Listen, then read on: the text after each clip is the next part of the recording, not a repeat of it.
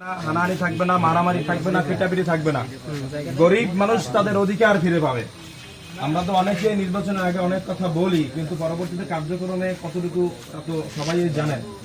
জামাত ইসলামের 2 জন মন্ত্রী ছিল, 3টা মন্ত্রণালয় চালাইছে, তার ভিতরে একটা ছিল শিল্প মন্ত্রণালয়, যেটা মাওলানা মতিউর রহমান নিজামী, আলী হাসান মুজাহিদ, তারা 3টা মন্ত্রণালয় চালাইছে। 1 টাকার দুর্নীতি তাদের বিরুদ্ধে দিতে পারে না, অনেক দিচ্ছে, অনেক কথা বলছে, কিন্তু এইটা কিন্তু রইতে পারে না। মাইক্রোস্কোপ যন্ত্র দ্বারা খুঁজছে যে 1 টাকার দুর্নীতি পাওয়া যায় কিনা জামাতের নেতাদের বিরুদ্ধে। 1 টাকার দুর্নীতি পাওয়া যায় না, তার মানে পরীক্ষিত বাংলাদেশ জামাত ইসলামী। অতএব কেন আপনার জামাত ইসলামের সাথে আসবেন না? তাই কোরআন এবং সুন্নাহ ভিত্তিক রাষ্ট্র গঠন করতে আমরা মুসলিম, আমাদের গায়ে মুসলমানদের রক্ত।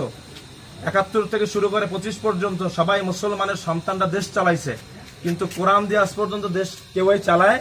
জামাত ইসলামের স্বপ্ন দেখে এবং আপনাদের কাছে ওয়াদাবদ্ধতার ইনসাফ ভিত্তিক রাষ্ট্র গঠন করার জন্য আপনাদের সকলের দোয়া কামনা করতেছি। যাদের সুযোগ আছে ভোট দিবেন, পরিবার পরিজনকে বলবেন, আর গণতান্ত্রিক দেশ বিভিন্ন জনের বিভিন্ন মতামত থাকতে পারে। লাস্ট আমাদের দাওয়াত আপনাদের কাছে। আর ভালো আছেন?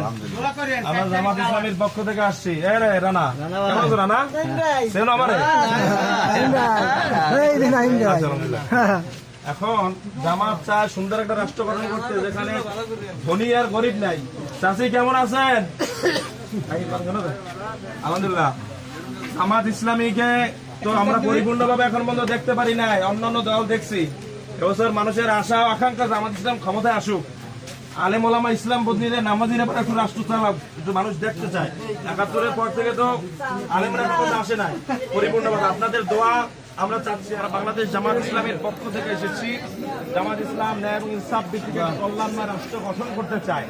যাদের 2 জন মন্ত্রী ছিল, 30 জন এমপি ছিল, বাংলাদেশের নাম করা আলেম, যার ওয়াজ না শুনলে দেশের মানুষের ঘুম আসতো না, আল্লামা দেলোয়ার হোসেন সাঈদী, তিনি কিন্তু বাংলাদেশ জামাত ইসলামীর সিনিয়র নেতা ছিলেন। আপনারা জানেন না?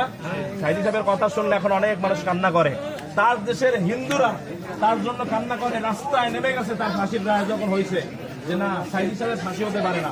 তিনি হিন্দুদের সাথে বৈষম্য করে নাই।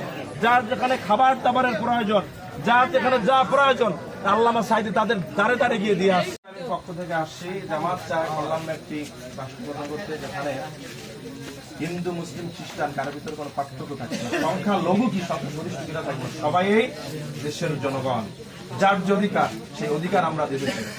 আমার দলের তাকে দিব, অন্য দলের তাকে দিব না, তা হবে না।